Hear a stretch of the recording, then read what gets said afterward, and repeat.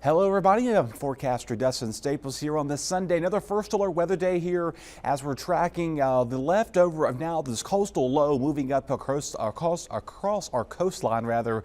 Again, it produced winds yesterday for Saturday between 20 and 40 miles an hour, almost some 50-mile-an-hour wind gusts. But since midnight, we saw rain continue to fall along the coastline. Inland locations, this has been spotty here or there.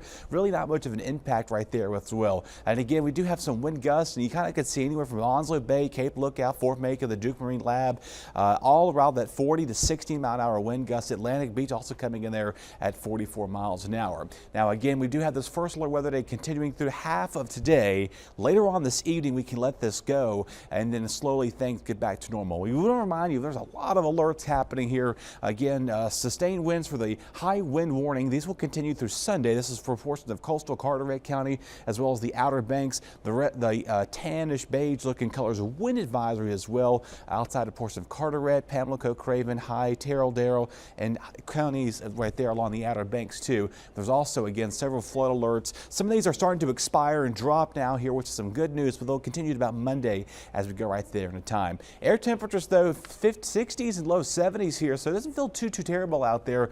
But again, the winds make it feel a little bit more breezy. Obviously, we got sustained winds early on this morning, right around sunrise. You see about 20 or 30 miles. Now we've had some higher gusts as well. The radar here is active all the way around. Of course, our rainfall continues to remain north of the Outer Banks, down to the southern Outer Banks as well, even down to the Crystal Coast, where we've had some thunderstorms early on this morning, and now again seeing some lighter bands earlier on. We'll see these outer bands and continuation flow of all this as we got to get this moving up our way next. We got the rest of it moving up to the north and northeast there. So other than that, that's what we're watching with that. So of course, switching gears now to tropics, Lorenzo is the next name up. This has got a 50% chance of development here. Jerry is no longer being tracked. That's the only tropical nuisance out in the deep Atlantic. But overall, though, it is a reminder that, again, we're heading into the middle of peak hurricane season here. Just a couple more weeks of this, and we kind of slowly quiet things down. We will start to quiet things down here for us probably till Monday. So the rest of the afternoon,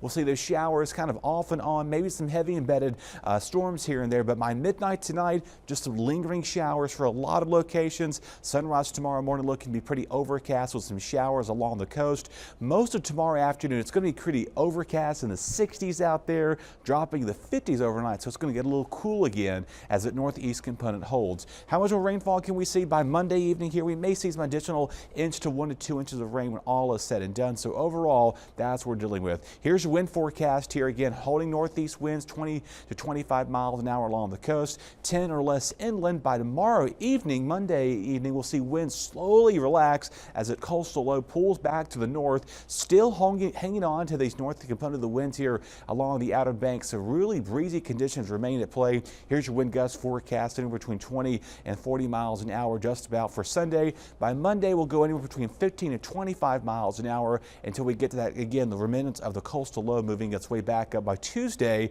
we'll get more of a northeast flow. We see the wind gusts continue. It's pretty evident the coastal communities here have all high risk of rip currents today. Obviously not a day to be along Highway 12. Some of that portion is closed as well, some of the ferries and terminals as well, so be careful and check the website for that. First alert weather day today, we'll let that go this evening. We'll see pretty quiet skies for that. Humidity levels going to take a dip and feel very comfortable fall-like for sure. And again, the rest of our 8-day forecast showcases 70s through Tuesday, Wednesday. A cool down comes in, even some overnight lows are dropping down to the 40s. Not much rain expected for the weekend, but again, we can't rule out maybe an isolated coastal shower here or there.